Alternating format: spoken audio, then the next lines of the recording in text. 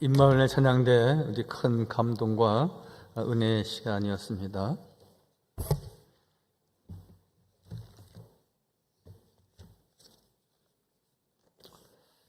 한 화려하고 찬란한 왕궁 이야기를 시작하면서 말씀을 시작할까 합니다.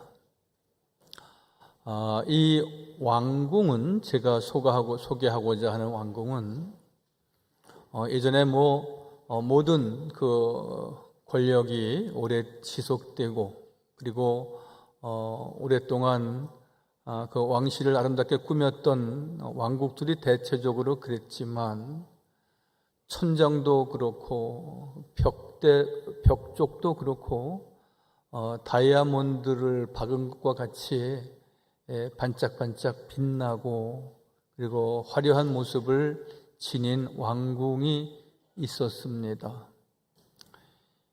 이 왕궁을 설계한 이가 있는데 그 설계한 사연은 이런 겁니다. 많은 유리를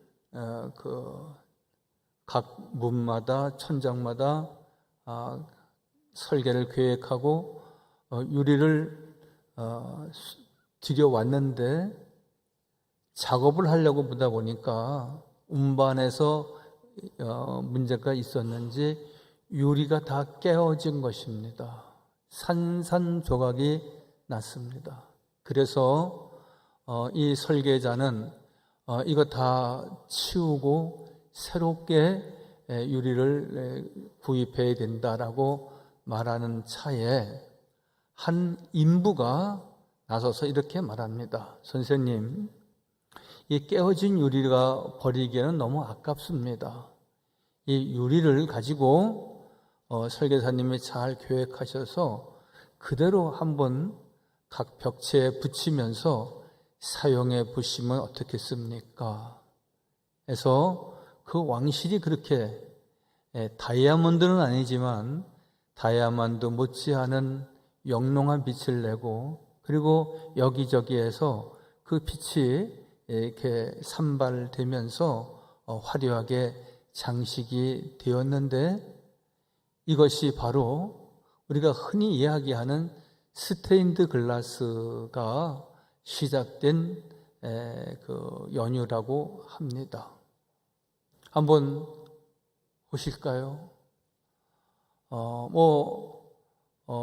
외국에 나가서 특히 유럽 지역에 가서 성당을 많이 관람하게 되는데 모든 성당들은 사실 스테인드 글라스로 아름답게 이렇게 치장이 되어져 있습니다. 그런데 설계사가 그 인부에게 묻습니다. 자네는 어떻게 그런 생각을 하게 됐냐? 그때 인부가 이렇게 말합니다. 저는 원래 양복을 깁는 양복쟁이입니다. 부잣집에 그 양복지를 가지고 양복을 잘 맞춰다 보면은 양복 자투리가 많이 남습니다. 그 자투리 남는 것을 가지고 가난한 이웃들에게 좀 양복을 혹은 또 바지를 만들어 준 기억이 있고 그리고 그 양복을 만들고 난 자투리를 가지고 또 이불도 같이 만들어 본 적이 있습니다. 그랬더니 동네 사람들이 매우 좋아하고 그 양복이나 그 쪼가리를 가지고 만든 이불을 매우 좋게 생각하는 분들이 있어서 그런 생각을 하게 됐다는 이야기입니다. 이처럼 우리가 화려하게 장식된 왕궁을 본 왕은 감탄하여서 아이디어를 그렇게 제안했다고 하는 것이죠. 우리의 삶도 깨진 유리 조각일 수 있습니다. 여러분의 꿈은 10년 전, 50년 전, 70년 전에 꾸었던 꿈이 다 그대로 이루어진 것이 얼마나 있습니까? 나는 기업인이 되고자 했고 나는 좋은 아이템을 가지고 장사를 해서 이렇게 크게 돈을 벌려고 했는데 그 꿈이 그대로 이루어지셨습니까? 나는 공직에서 나라를 위해서 뭔가 봉사하고 헌신해 보고자 여러 번 공무원 시험도 하고 사법 시험도 치르고 행시도 보고, 그래서 그 모든 꿈을 다 이루셨습니까? 모든 가정이 다 그렇지만 다 행복을 꿈꾸지 않는 가정과 부부는 없습니다. 여러분, 가정생활과 부부생활에 만족해 하시면서 늘 감사하며 생활해 하시죠. 그러나 내 계획대로 다 이루어진 것은 하나, 둘 말고 더 있을까요? 이것을 우리가 다 깨어진 인생이다라고 말할 수는 없지만, 여러분, 내 마음대로 이루어진 것은 거의 없습니다. 우리의 인생의 때에 따라서는 본의 아니게 엉망진창이 되기도 하고요. 그리고 늘 깨어지고 부서지고, 그리고 인생의 깊은 고통과 갈망과 실패와 상처, 그 투성이 아니겠습니까? 사실 우리가 예수를 믿고 구원을 받아서 하나님의 은혜로 살게 된 것을 우리가 늘 감사하며, 그리고 늘 하나님 앞에 더욱 우리가 바짝 나가야 할 것입니다. 하나님은 말씀하십니다. 깨어지고 고통 중에 있는 인생들을 향하여서 여호와께서는 상한 마음을 고치시고 그들의 상처를 싸매신다고 하셨습니다. 여러분, 유리만 깨어지는 것은 아닙니다. 우리의 마음도 깨어지고요, 우리의 인생도 이렇게 저렇게 부서지기도 합니다. 그런데 오늘 시편 147편 3절의 말씀에 보면은 여호와께서 깨어진 마음도 고치시고 회복하게 하시고 그 인생도 싸매시는 분이십니다. 상처를 그대로 두시는 경우는 없습니다. 아픔을 그대로 내어두는 경우는 없습니다. 실패와 낙담 가운데 좌절하고 우울하게 빠져 있도록 하나님께서 우리는 결코 내버려 두지는 않으십니다. 그러한 인생을 오늘 만나보시겠습니까?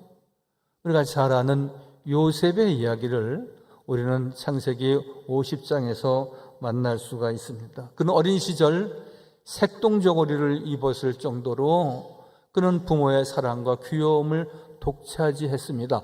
12형제 가운데에서 말이죠. 그러나 여러분 잘 아시다시피 그는 졸지에 형제들에게 버림을 당하고 구덩이에 빠지고, 그리고 지나가는 집시 상인들에게 팔려서 애굽에 종살이하고, 종살이하는 것도 서러운데 여러분 이런저런 모함에 걸려서 자기도 행하지도 않았는데, 자기가 전혀 나쁜 짓을 행하지도 않았는데, 나쁜 마음을 그 여인에게 품지도 않았는데, 네가 그렇게 나쁜 생각을 하고 그렇게 접근해 오지 않았느냐고 다 뒤집어 씌워서 감옥살이를 하게 되는 요셉의 이야기를 여러분들 잘 아실 것입니다. 여러분, 그는 사실 왕실 같은 인생에서 감옥 같은 인생으로 바뀌어진 그 인생의 후반부였습니다. 이처럼 오늘 우리도 더 나은 미래를 찾아 나갈 수 있어야 되는데, 우리가 때로는 갇힌 자가 되기도 하고, 때로는 마음의 상처가 깊어서 우리가 여러 가지 생각을 하며 낙심하고 절망하기도 합니다. 사실 요셉이야말로 꿈이 산산조각으로 깨어져 막장 인생이라고 말할 수밖에 없었습니다. 어린 나이에 너무 가혹한 시련이었고요, 갑자기 만신창의 인생이었고요, 서서히 그는 이렇게 저렇게 잊혀진 인생이 되는 것은 아닌가 하였습니다. 그러나 여러분, 이러한 가혹한 인생 가운데에도 요셉은 한 번도 낙심하지 않았다는 겁니다. 왜 내 인생은 이뤄야 되는 거지? 11명의 형제는 왜 나를 그렇게 미워하고 늘 구덩이에 쳐넣어야 그런 인생이 되고, 왜 나는 이제 잊혀지고 많은 사람들로부터 버림을 당하고 사회로부터 단절되는 삶을 지내야 하는 거지 라고 한탄하였더라 하는 내용은 창세기 50장 가운데에도 어디에도 기록되어 있지 않습니다. 사실 요셉은 그의 인생을 전반부와 후반부로 크게 나눌 수 있다면 그는 늘 그의 인생의 전반부는 늘 이런 거였습니다.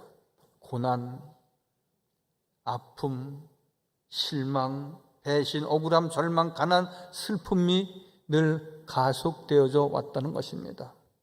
버림을 받았을 때, 부동에 빠졌을 때, 또한 애굽에 팔려갔을 때, 감옥에 갇혔을 때 그의 고난과 슬픔과 마음의 상처는 이루 말할 수가 없었을 것입니다. 그러나 그의 인생 후반부는 어떤 것이었습니까?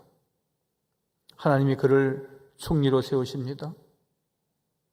그리고 바로 왕이 요셉에게 이야기하기를 나는 이름뿐인 왕이지만 내가 모든 고난은 다 너에게 있다.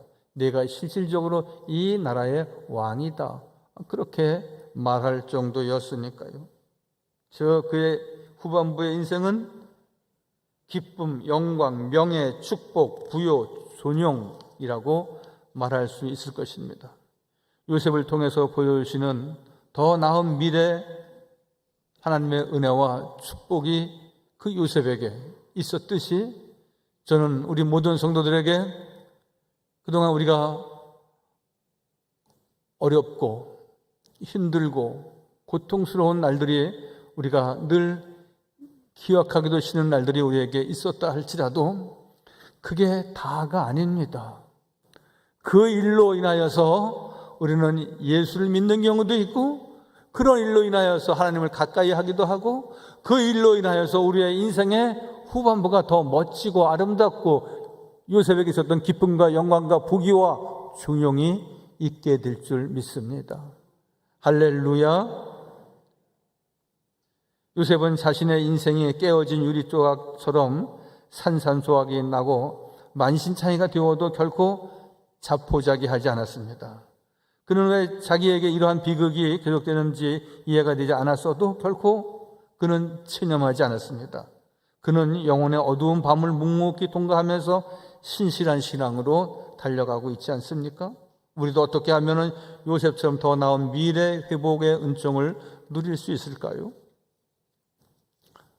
저를 따라서 하실까요? 하나님의 섭리를 인정해야 됩니다. 따라서 하나님의 섭리를 인정해야 합니다. 하나님의 섭리는 기독교 신앙에서 매우 중심적인 개념입니다. 이 말은 하나님께서 세상을 주권적으로 다스리시고 모든 일을 합력하여 선을 이루신다는 개념입니다. 여러분, 요셉이 12형제 가운데 말째였지만 그가 말째가 아니면 또 그렇게 약하고 구덩이에 넣을 수밖에 없는 어린 아이가 아니었다면 그는 아마 애굽에 팔리는 일은 없었을 것입니다. 애굽에 팔렸기 때문에 또한 하나님께서 그를 총리로 세우셨고 그에게 지혜와 명철을 주셔서 애굽의 기근의 때를 유대 땅의 기근의 때를 벗어나게 하셨습니다. 그것은 초지일관으로 요셉이 고백하고 간증한 내용이기도 합니다. 에베소서 1장 11절 말씀은 모든 것은 그의 뜻의 결정대로 일하시는 이의 계획을 따라 예정하심을 입었다 말씀합니다. 모든 일은 하나님의 손에 있다. 또한 모든 결정은 모든 계획은 하나님의 예정 가운데 있다. 그래서 우리가 하나님의 섭리라 이렇게 일컫는 것입니다. 찰스 스펄전 목사님은 섭리에 대해서 말씀하시기를 하나님의 섭리 없이는 들꽃 하나도 존재할 수 없다. 우연은 하나님 사전에는 없는 것이다. 하나님의 나라에는 우연이라는 것은 없습니다. 다 하나님의 섭리만 존재할 뿐입니다. 경건한 그리스도인으로 많은 이들에게 존경받는 조나단 에드워드가 있습니다. 그는 이야기하기를 하나님의 섭리는 우주의 바퀴를 돌리는 거대한 손길이다 그랬습니다. 하나님께서 하신다는 겁니다. 하나님께서 주권적으로 역사하신다는 것을 믿어야 하는 것입니다. 여러분, 오늘 말씀에 요셉의 형들은 아버지 야곱이 돌아가시자 매우 불안해했습니다. 왜냐하면 그들이 웅덩이에 버렸고 애굽에 팔았지 않습니까? 그러면 이제 그 동생이긴 하지만 요셉이 애굽의 총리가 되어서 자기들을 이제 소환해서 보복하지 않을까 하는 두려움이, 이것은 당연히 인지상정으로 있을 수밖에 없는 것이었습니다. 아버지 생전에 요셉이 자기들을 눈감아 주었으나 이제는 아버지가 안 계시니까 보복할 것이 아닌가. 그래서 그들은 요셉을 찾아와서 엎드려 절하면서 용서를 구하는 것이 오늘 17절과 18절의 말씀입니다. 17절, 너희는 이같이 요셉에게 이르라. 내 형들이 내게 악을 행하였을지라도 이제 바라건대 그들의 허물과 죄를 용서하라 하셨나니 당신이 아버지의 하나님의 종들인 우리 죄를 이제 용서하소서 하며 요셉이 그들이 그에게 하는 말을 들을 때 울었더라. 아버지가 계셨을 때 아버지 유언이, 아버지가 유서에 써놓은 것이 있는데 형들이 너를 버렸다 할지라도 그를 보복하지 말고 그를 사랑으로 감싸라고 하는 유언이 있었고 그런 말씀이 있었는데 이제 요셉아, 동생아, 우리를 용서하라. 그러한 불안한 마음으로 요셉을 그가 만나고 있는 것입니다. 요셉은 자신의 모든 인생은 하나님의 섭리에 의해 모자이크된 작품이라고 늘 생각해 왔습니다. 그래서 당신이 나를 버린 것도 하나님의 뜻이요, 내가 애굽에 팔려간 것도 하나님의 섭리요, 내가 애굽의 총리가 된 것도 하나님의 예정하신 대로 이루어진 것이기에 당신들에게는 아무런 혐의가 없습니다. 형들에게는 아무런 잘못이 없습니다.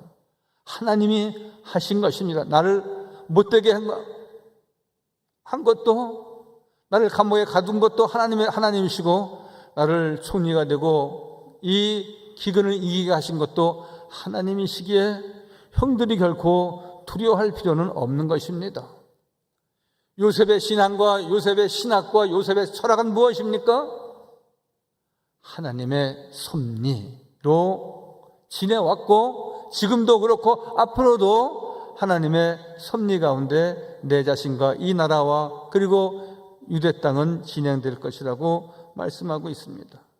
요셉은 자신의 모든 인생은 하나님의 섭리에 의한 모자이크라고. 그래서 창세기 45장 5절 말씀에도 같은 내용인데요, 형들이 저를 판 것이 아니라 하나님이 저를 보내셨습니다. 그렇게 말씀하는 내용이, 당신들이 나를 이곳에 팔았다고 해서, 형들이 나를 팔았다고 해서 근심하지 마소서, 한탄하지 마소서. 하나님의 생명을 구하시려고, 이 민족을 구원하시려고, 애국과 유대 땅의 기근을 건져내시려고, 우리의 모든 생명을 온전히 구원하시려고 그렇게 하신 것입니다. 오늘 말씀하고 있습니다. Not sold but sent. 하나님이 그렇게 하신 것이고 하나님이 종이 되게 하신 것입니다.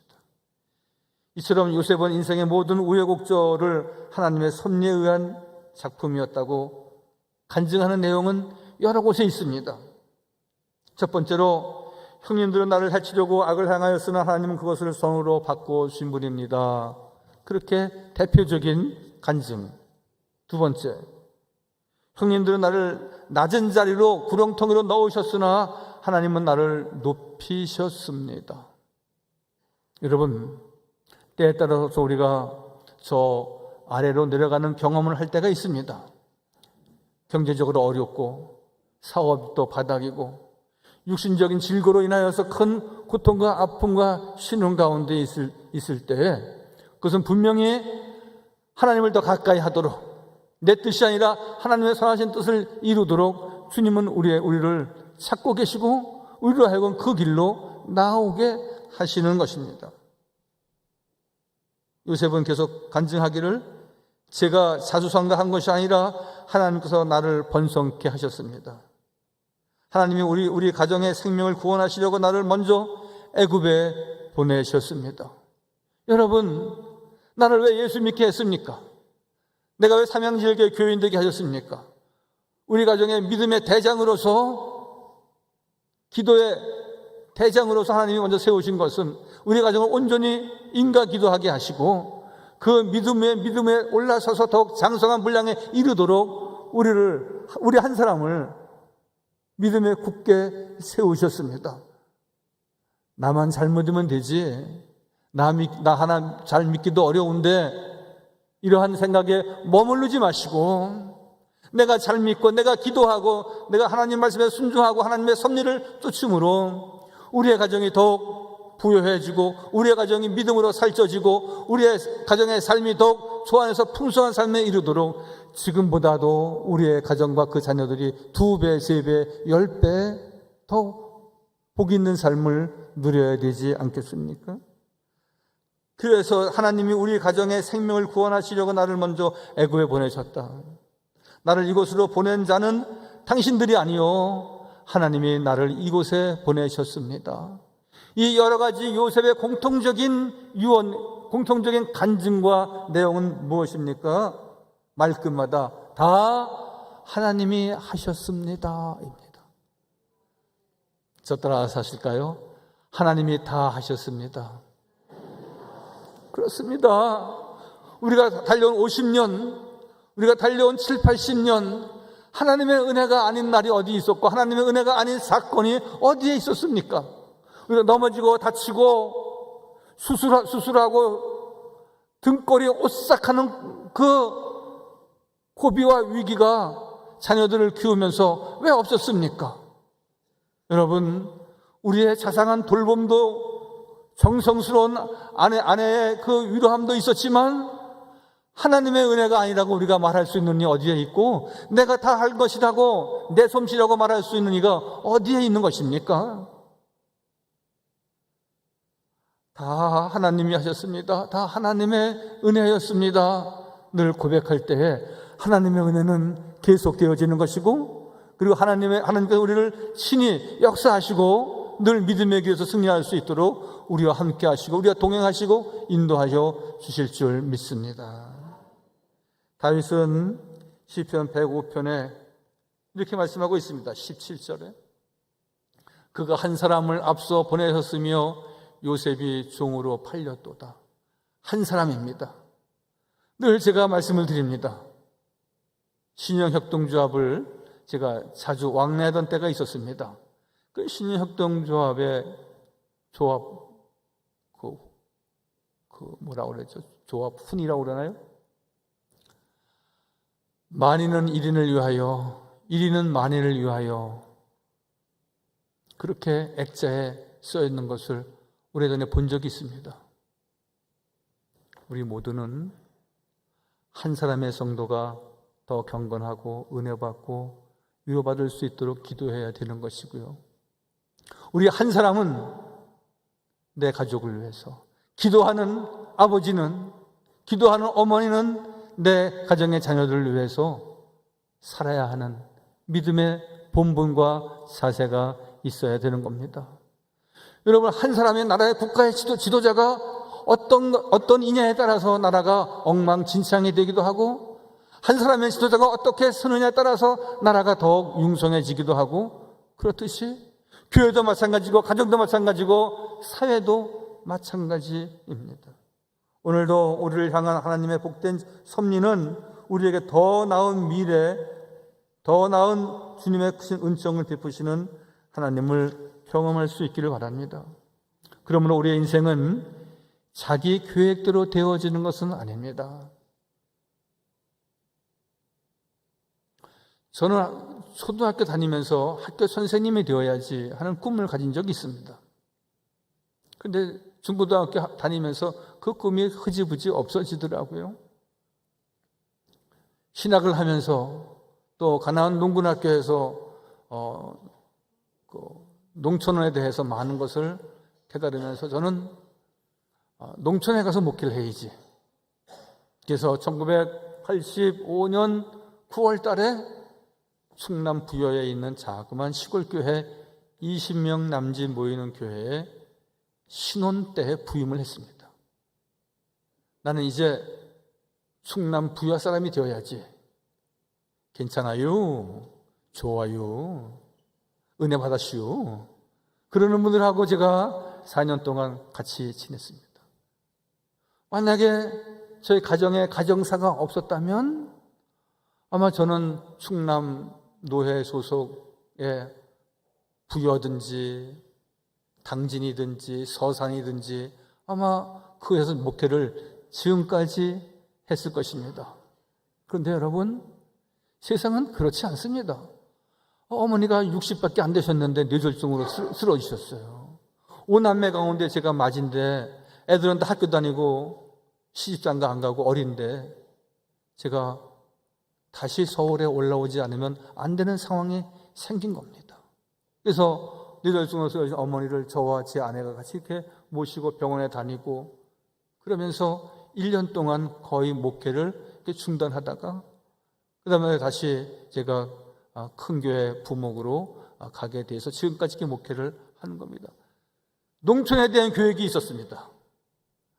여러분 생각할 때는 부질없는 것이라고 생각할지 모르지만 그런 꿈도 저에게는 있었습니다. 그러나 하나님께서는 늘 또 당신께서 인도하시는 길이 있더라고요. 나의 플랜, 마이 플랜이 있습니다. 그러나 여러분, 가스 마스터 플랜이 있다는 걸 아셔야 됩니다. 따라서 하실까? 영어 한마디, my plan. 발음이 별로 안 좋으신데, my plan. 그리고 가스 마스터 플랜. 시작. 가스 마스터 플랜.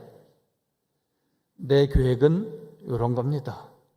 내가 잘 살고 잘 먹어야지. 내가 큰 교회 목회해야지. 혹은 농촌교회 목회해야지. 혹은 이렇게 사업을 크게 해야지. 여러분, 하나님은 우리를 향하신 분명한 마스터 플랜을 가지고 계시다는 사실입니다. 하나님은 이미 요셉에게 그의 계획과 그의 꿈이 있었겠지만 그의 꿈은 무엇입니까? 색동저고리 있고 엄마 아빠의 귀여움을 받고 자라는 것. 아마 그게 소년 시절의 꿈이었을지 모릅니다.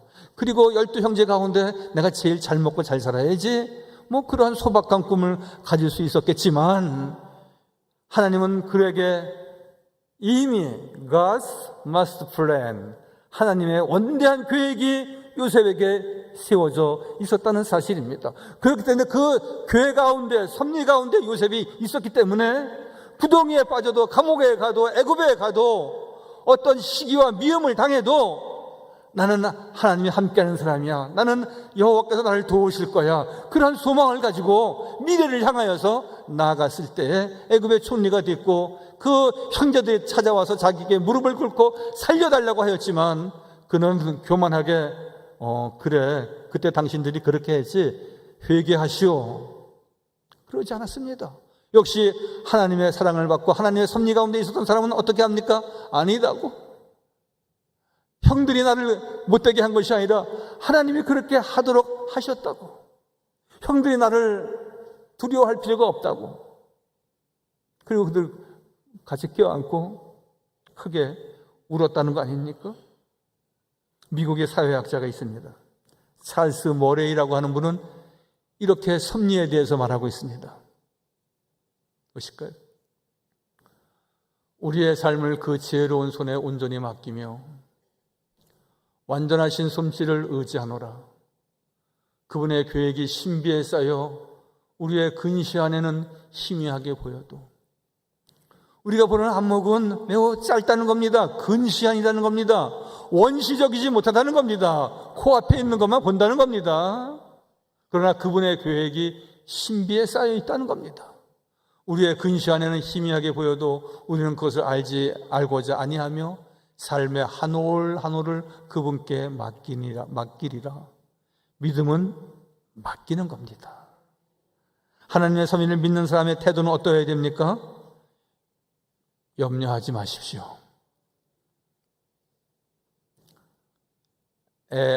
자녀들이 시집장을 갔는데 입에 풀치인을 하고 살까? 염려하지 마십시오. 입에 풀칠 뿐만 아니라 여러분, 놀라운 요셉과 같이 많은 사람들에게 양식을 베풀고 나누기에 부족함이 없도록 하나님께서 우리 아이들을 높이 높이 세워주실 것입니다. 여러분, 약합니다.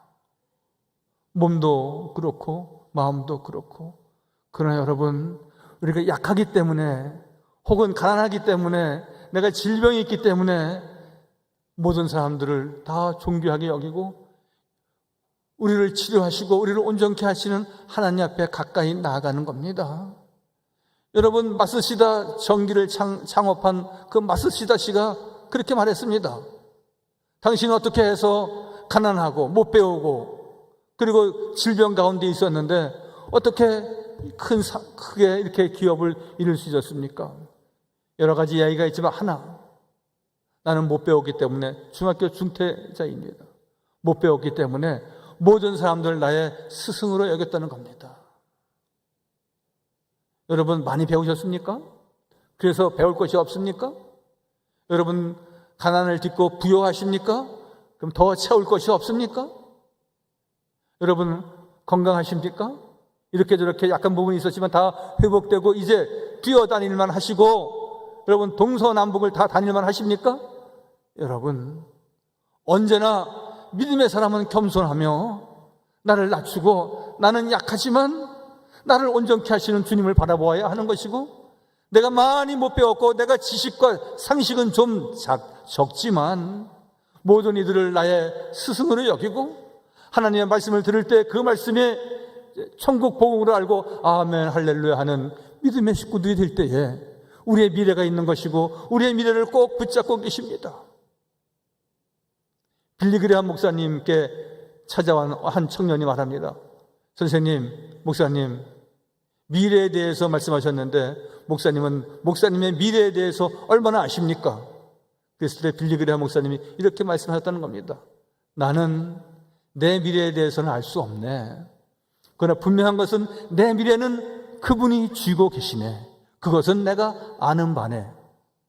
사랑하는 성도 여러분, 우리가 성경의 지식은 다 알 수 없습니다. 그러나 분명 한 가지는 하나님은 살아계시다는 사실, 하나님께서 나의 인생을 꼭, 나의 미래를 꼭 쥐고 내 짧은 생각과 짧은 계획은 있지만 원대한 계획, God's Master Plan을 갖고 계신 여호와 하나님께서 여러분의 삶을 더욱 풍성케 하시고 여러분의 삶을 더욱 복되게 하시고 요셉과 같이 하나님께서 세우셔서 많은 이들에게 양식을 나눠주고 많은 이들에게 주님의 사랑과 축복을 나누고 베푸는 복된 인생이 되게 하여 주실 줄 믿습니다. 할렐루야. 거룩하시고 자비로우신 아버지 하나님, 우리의 삶을 그 지혜로운 손 예수 그리스도에게 맡기게 하여 주옵소서. 어떠한 일에도 염려하지 않고 우리의 삶을 책임지시는 주님만 바라보게 하여 주옵소서. 주님 말씀하셨습니다. 너희 하늘 아버지께서 이 모든 것이 너에게 있어야 할 줄을 이미 아시느니라 하였습니다.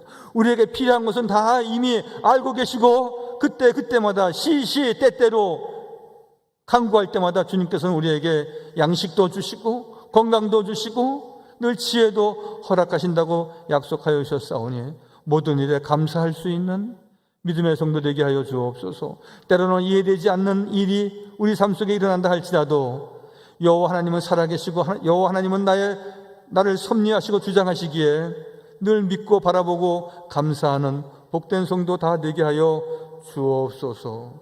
주님 분명히 말씀하셨습니다. 우리의 미래의 축복을 바라보도록 이미 말씀하셨습니다.